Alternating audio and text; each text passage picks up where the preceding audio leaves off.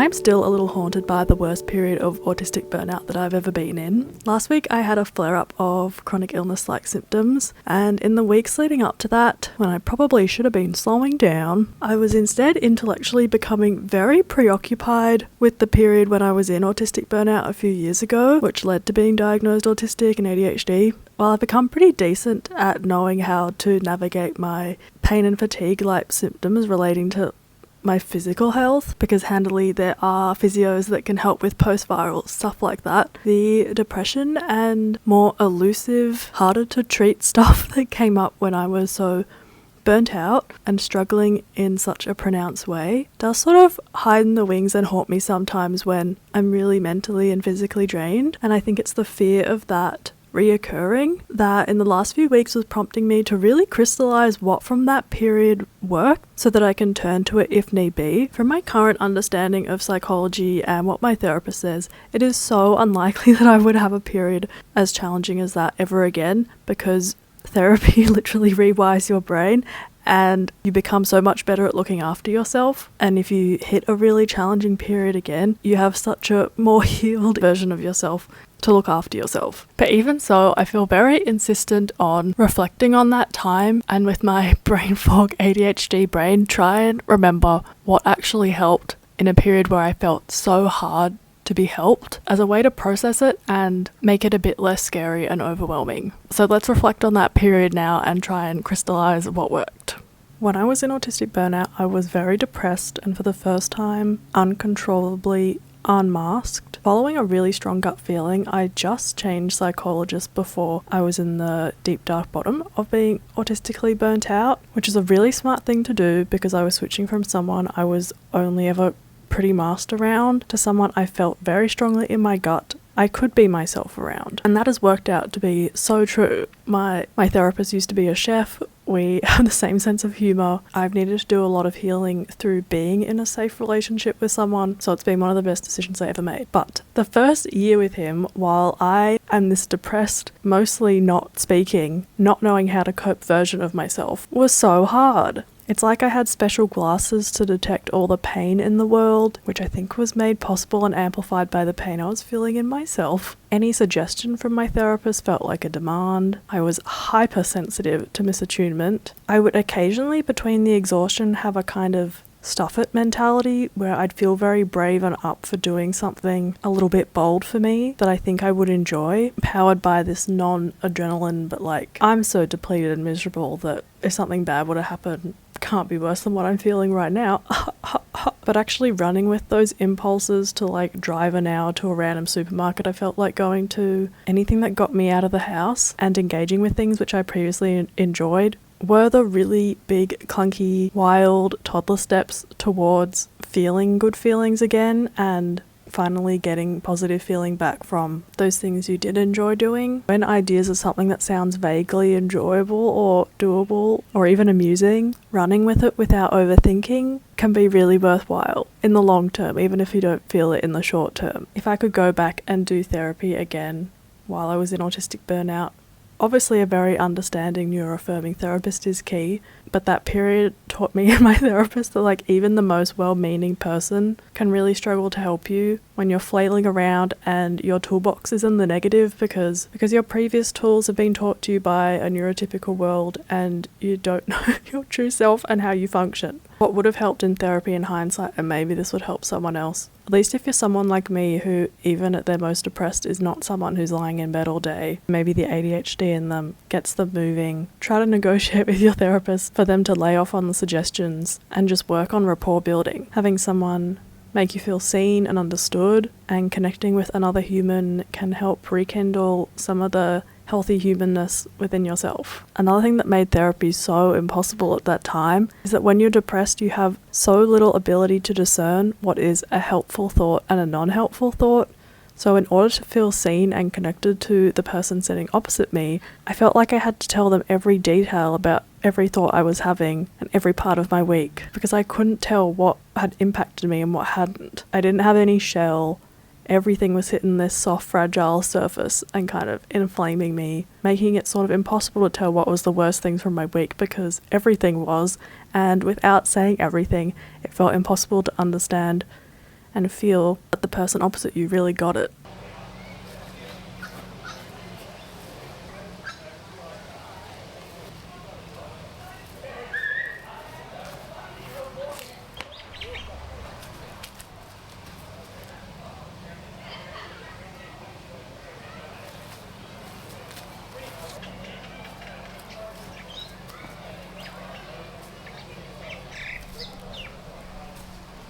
When I think about the difference between how I experienced life then versus now, black and white thinking and lack of nuance feels like a big theme, and that's not something you can think yourself out of. It takes so much time and healing and putting in little steps and actions which don't feel like they're making any freaking difference at the time, but then every day felt like it was blanketed in this heavy negative malaise. And I've been reflecting lately that my days now, even if they were really hard, like I received really bad news, I had a really difficult triggering conversation, I never put my head on the pillow at the end of the day labeling it as a bad day. So I think I would tell my past self that a teeny tiny sliver of enjoyment or good feeling is still a really rich, wonderful thing, even if it doesn't feel like it's having that greater effect in tipping the scales towards feeling much better. And I think because if you've ever felt so bad, then it can feel like the alternative and what you're aiming for is like feeling bliss 100% of the time, which just isn't a thing even when you're feeling really good. And like life is full of all these wonderful moments that you can really take in.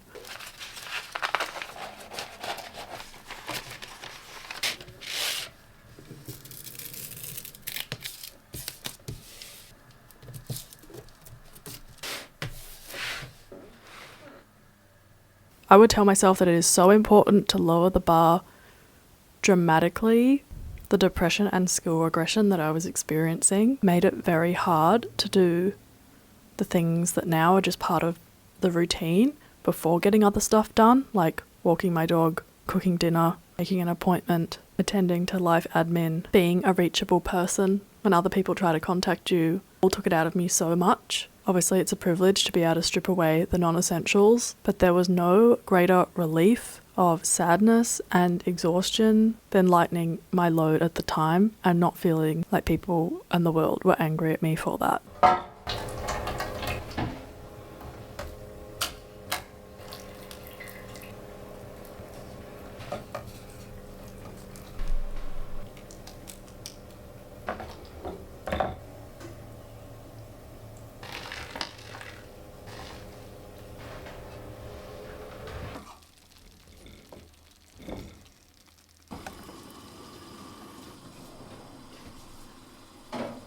I was so resistant and felt such an embodied no to so many of my therapist suggestions of like neurodivergent, rebranded, more traditional looking therapy tools, which ironically when I do them now, I immediately feel the effects.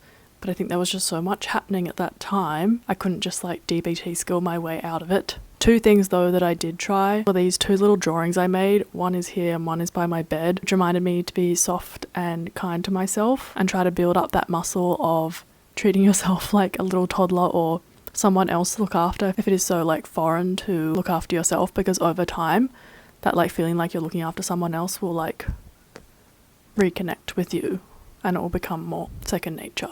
The other thing I did for a while, which helped me find more of those like glimmer, nice, rich moments in the day, which doesn't fix everything, it's just one part. I would every night write down the nice moments I had that day, up until the point it got really boring and it was just more like second nature for me to, in the moment throughout the day, instead of waiting for them to happen, go and seek them out myself.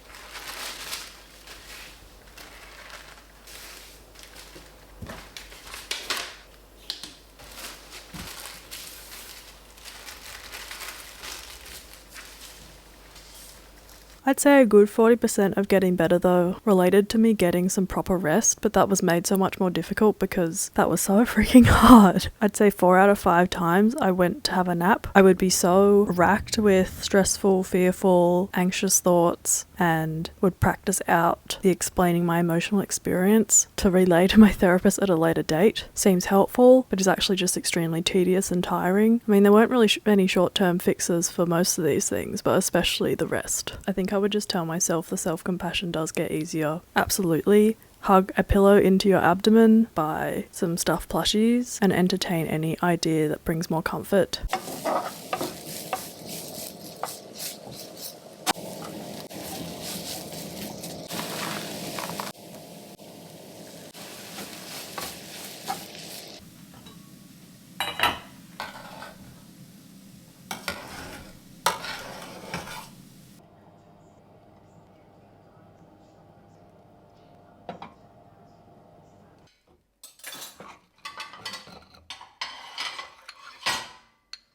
I would tell myself I absolutely can and should chuck money at the problem. I was so harsh on myself about my income to the point I was so frugal it was just ridiculous and had no logic. But I did eventually break my own rules when it came to buying myself lunch, and the extra bandwidth that brought me cannot be understated. I was finding cooking and feeding myself really hard at that time, and buying myself some lunch here and there improved my chances to have some leftover energy and capacity to try cooking something for pleasure, which was a slow elbow out of the pit to where I am now.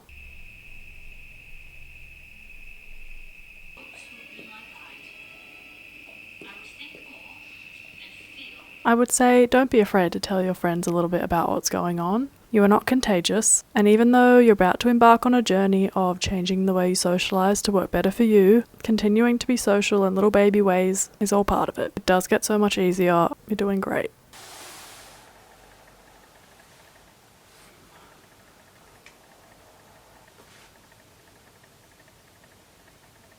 I had so much anger come up at that time, and I think I incidentally found an outlet for it, which was hot yoga. Whether that was entirely ideal or helpful, it was a hot, sweaty space I could feel my anger out in discomfort and deep stretches instead of something more problematic. And I know this is turning into quite a I would tell myself blah blah blah, but I think I would just validate my past self's anger. Anger at feeling so bad and that being quite invisible, at the reduced capacity I was experiencing, at this process of like transformation and transition, which you can sense that it is, but you have no guarantee that there is something better on the other side.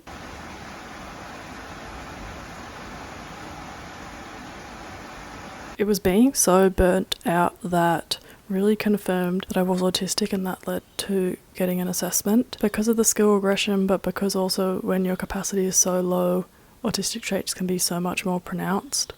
But what really surprised me was this out-of-body embodied childlikeness that I felt was both very freeing and a bit scary. Did not have a adulting, professional, non-fragile like feeling bone in my body at that time. But in hindsight, like when you're so burnt out, you really like hit the bottom or like a parameter wall of life, and you're like feeling around that area. I think it's good to try different things. Like I learnt that I do enjoy sleeping with a stuffed animal. Bike shorts are absolutely for me, but a lot of them I did sort of shed when I built myself back up. Obviously easier said than done, but maybe it's like grief, like it is good to just lean into your different whims and try out these different feelings and states of being, because I really, in learning how masked my like control version of myself is and how I can unmask more, I definitely like over lent into being unmasked more than I am now. And for the most part, I think I aced doing that judgment free and feeling a bit silly or just like unsure, but I think most of your unmasked experience really is quite internal if you've been very masked autistic your whole life. So I always think when I see people who I'm like, I think you're neurodivergent, when they're feeling really free and unmasked, like it's only a beautiful thing. So get that confidence, lightness where you can. Leaning into being unmasked and feeling quite free brought a lot of relief from the heaviness that I was feeling. They're the things I'd tell myself, I think. Obviously there are many more, one could say, and everyone's experience if you've been burnt out and you're neurodivergent is very different. In conclusion, it was kind of a precious time. I view it as a kind of rebirth or birth period. Shedding of skin, losing a shell, but growing into a newer, better, happier version of yourself.